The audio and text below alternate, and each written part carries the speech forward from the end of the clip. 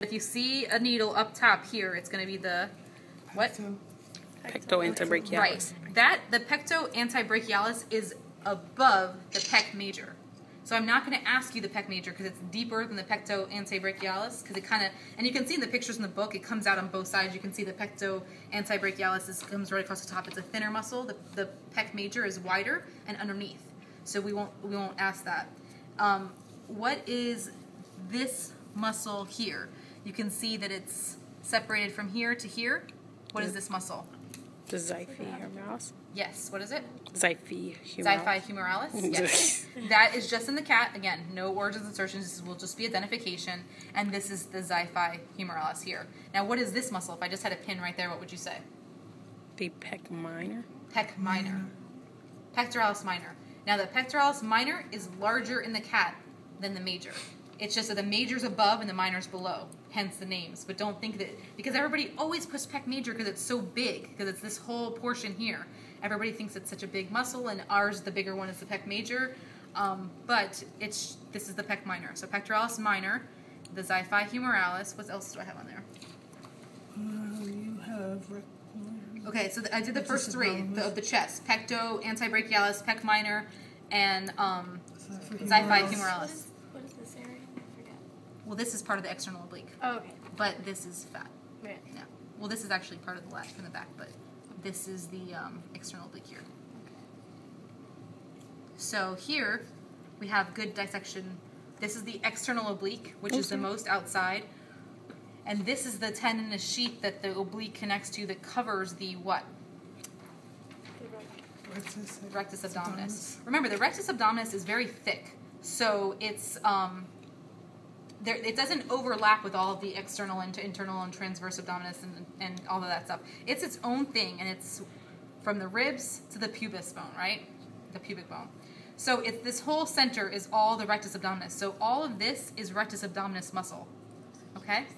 So here, if you look at this, because remember there's this thin fascia that's in between each of the muscles, you can actually see that this we cut a little bit too far, and this is part of the rectus abdominis, okay? So this is the part of the rectus abdominis that's here. So everything else kind of attaches there.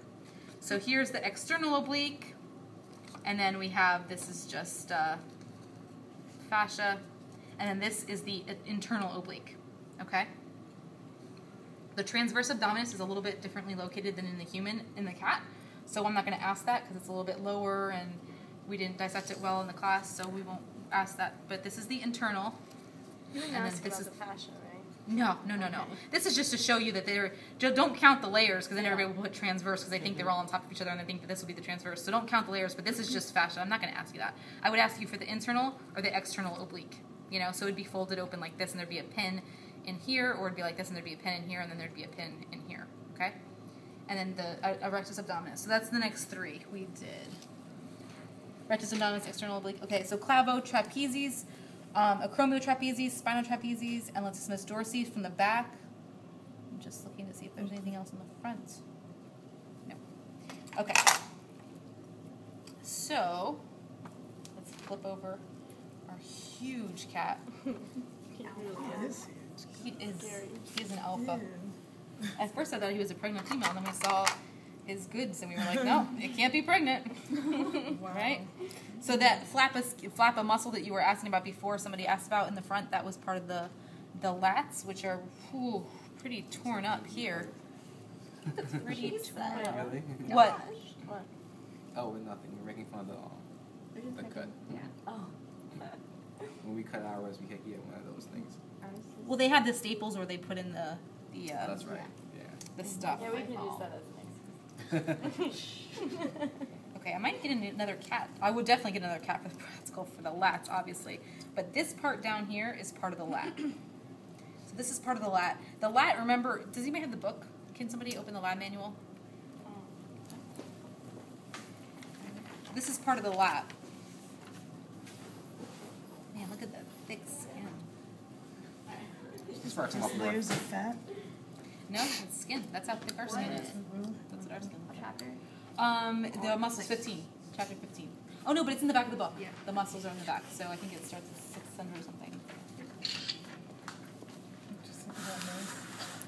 sick of the noise? Can't just stop photography. I think you can Oh, mute right. the noise, can you? I could. If you want. What picture? Last time I did a race. Okay, yeah, we're getting close. Now go to the next page. It's like perfectly dissected. I know it How do you takes do that? it takes so much time. It's so time consuming to dissect that clean, and you have to really, really, really know what you're doing. I can't do that good of a job. If you practice over and over again, you get better at it. But it's like it's like a gift. It's like an art. Okay, you're going now. We're past it, so it's got to be back the other way. There it is. Yes. Okay, I did mute it without erasing. Okay. So just put that on the like the other way, so we can compare it to the cat, like the other way. Yeah, there we go. So we can see his head and his head. So the cat that you will have will look better and look cleaner. But this is the lats, and you can see the latissimus dorsi, how huge that is. It's going to come all the way up and wrap around, because where does that lats insert? The last skin. No. On the I don't know. In the humerus, right?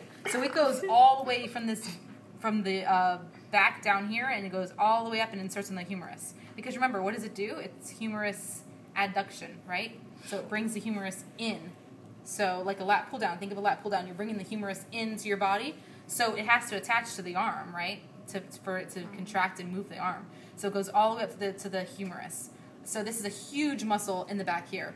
And then we have the spinotraps, acromiotraps, and clavotraps, which are the only other ones that I would ask you on the back. So here you can kind of see pretty good. There's the lats. Let's see if we can see the divisions pretty well. Okay, this is the spinotraps. And again, no origins insertions for this, but this is the spinotraps here. Then we have, this will be all cut off too if I do a clavo. So let's cut this thick skin off.